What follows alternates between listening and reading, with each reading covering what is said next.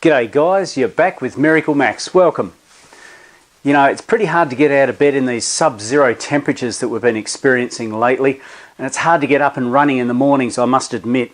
But you know, I'm not the only one that's fighting this cold weather, and that's exactly what's happening to this Subaru Forester 2003 model that we're looking at today. Customer says that it's experiencing surging and carrying on first thing in the mornings when it's really, really cold. So let's check it out.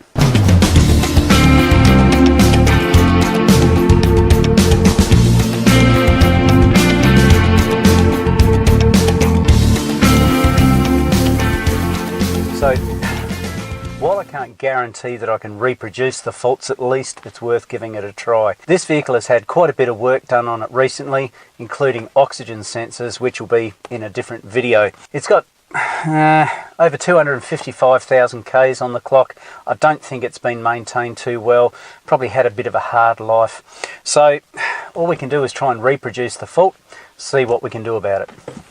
Okay. It's been outside all night, so it's ice cold. I haven't started it as yet. First crank of the engine in the morning. Seems to crank over okay. We'll just get rid of that air conditioner that the customer's got on, obviously for demist purposes, I assume. No other reason to have an air conditioner on in this weather. Alright, so let's just see what we can find.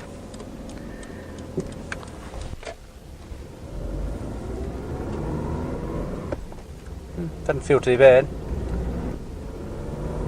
Oh yeah, I can feel it. It's just got a bit of a slight backwards and forwards there, bit of a drunk man sailor type thing happening, swaying all over the place. So we'll just give it a bit more of a burl. We'll try fourth gear there down low, just see what it does. Yeah, look, hey, it's not excessive by any means, but the customer has noted it, and got to check it out, don't we?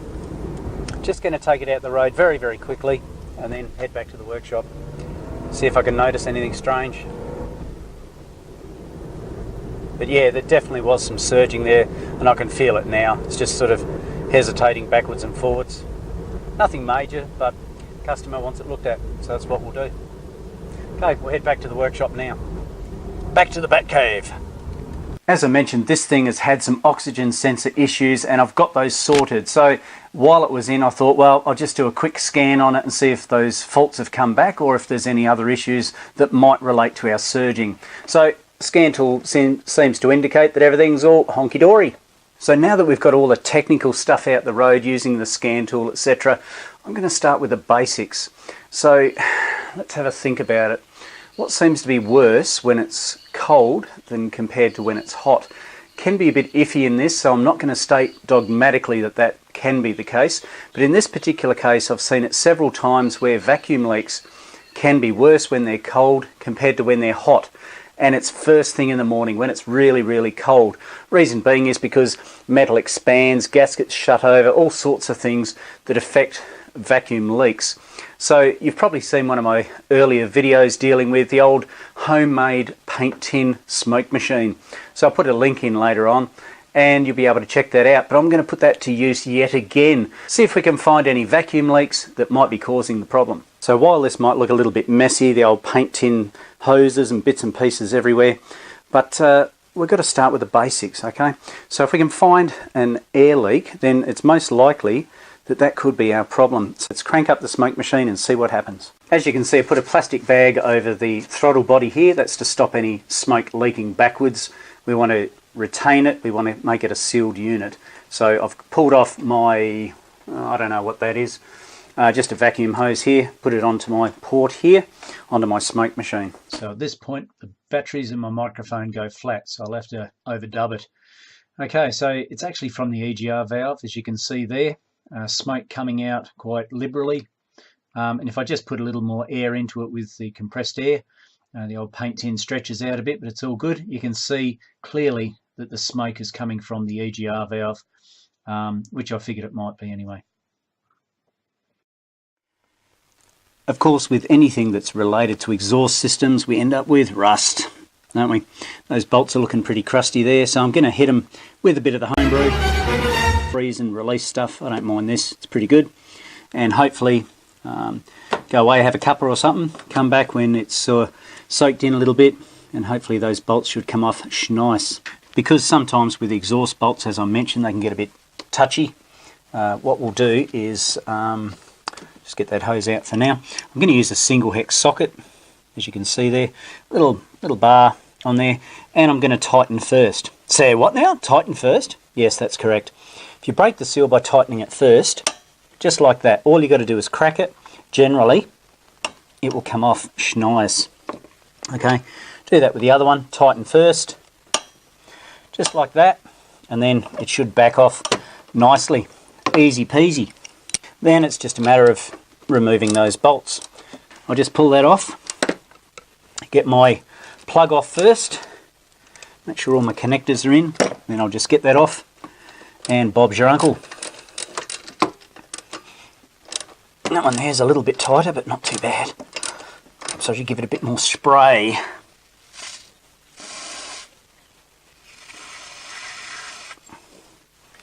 Yeah, just what you want on a day like today. Freeze and release. Just going to tighten this one backwards and forwards a little bit tighter than the other one. That should come off okay. Put the homebrew through it. And that's another method too, is going backwards and forwards, putting some more spray in there, and hopefully that should release the all the crustiness that's in there. Get rid of all that muck that's been accumulated over the years onto the thread, and see how we go. Might as well get that other bloke out first if he's the easier one. Alright, so that one looks pretty good. No major issue with that thread, but I don't think the other fella feels the same. So just backwards and forwards, as I mentioned, nice and slow. One Gasgetto, put him out the road. Up there, fella. Yeah, you can see just the start of the thread there. It's been pulled out part of the aluminium.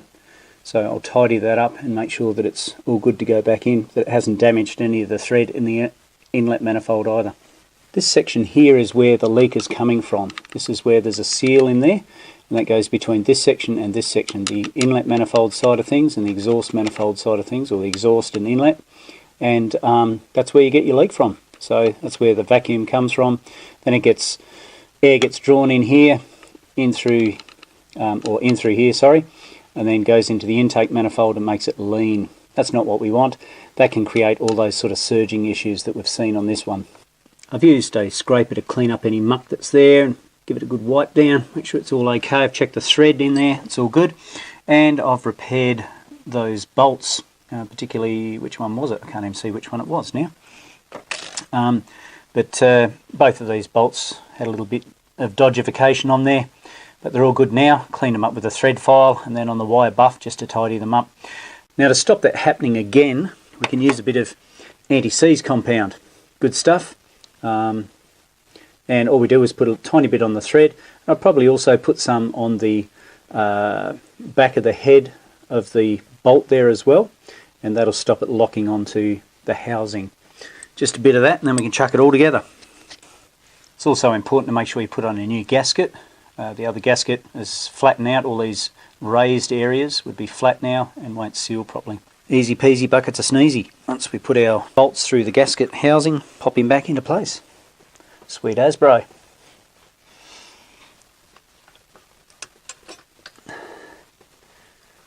I like this, it's nice access. It's not like we've got to dig through an exhaust system somewhere to get to it.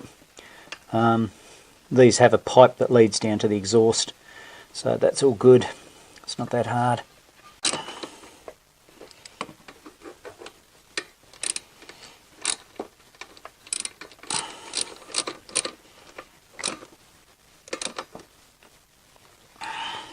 Stick our connector back on,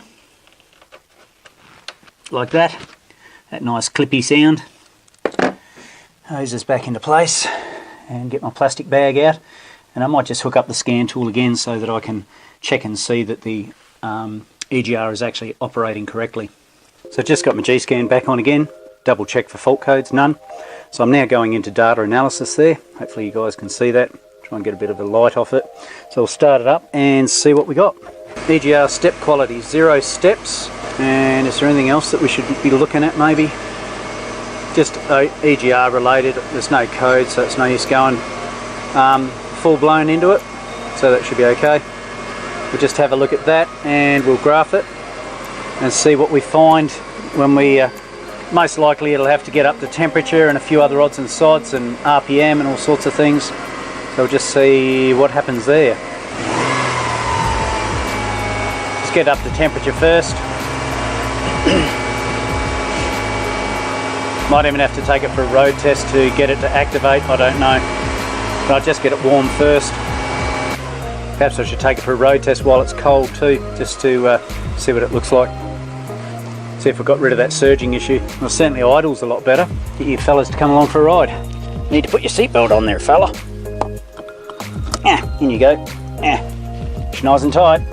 One thing I did notice on this before was that the idle was quite high, and even when it was warm it seemed to be excessively high, and of course that might be as a result of unmetered air being pulled through. The air mass doesn't see what it's meant to be doing and it can't read it properly. So let's go for a cruise and see what we find. Hang on tight, folks. Can't really see much action on the EGR valve there, so not sure what's going on there. No, we're still getting no action on that EGR. Something weird is happening there.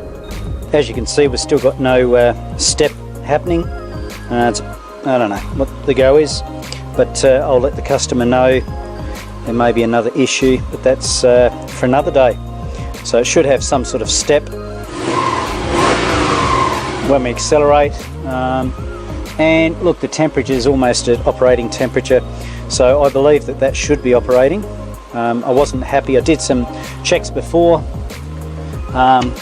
just some flowchart checks with wiring diagrams. I'm not usually into flowcharts, but this one wasn't too bad. I was able to check for continuity between the two coils around this area here, and made sure that I had power coming in here, which it did. I didn't seem to get voltage at 1 and 4 across here. I did with 3 and 6, that wasn't an issue, but I'm just not sure if perhaps my testing procedure wasn't correct, or if they have an issue here. I'll have to let the customer know and they can look into it further. But for now, as with regards the vacuum leak, that is solved. The EGR has sorted out that issue. We're now in the OBD2 side of things, and it says no trouble codes set at the moment, so that's good. Look, I'm not overly concerned about it at the moment. I will mention it to the customer next time it is brought in for a service. If there's any fault codes logged, it should log a fault code, because it's to do with emissions, isn't it? And I haven't seen that, so I might have to do some more research to find out when this is actually activated, how it gets to work, the EGR, what conditions must be set to get the EGR to actually operate, but I'll look into that further another time. I hope that repair was of some use to you guys. I've repaired the fault that it came in for. That was that vacuum leak, that surging, etc. when it was cold. I've fixed that, not a problem. EGR valve has been replaced, but I'm not overly convinced that the EGR valve is doing its job correctly. I'll speak to the customer, see what they think, if they want to look into it further or not.